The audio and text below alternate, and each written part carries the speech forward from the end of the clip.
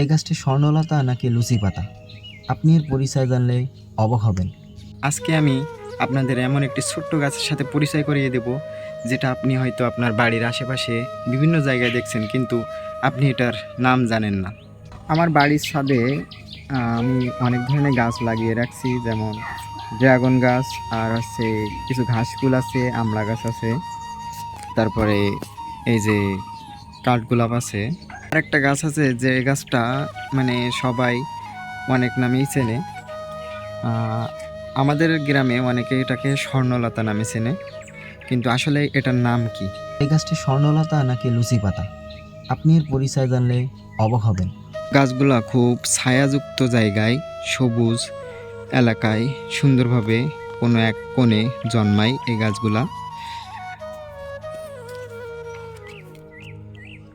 গাছগুলা প্রচুর নরম।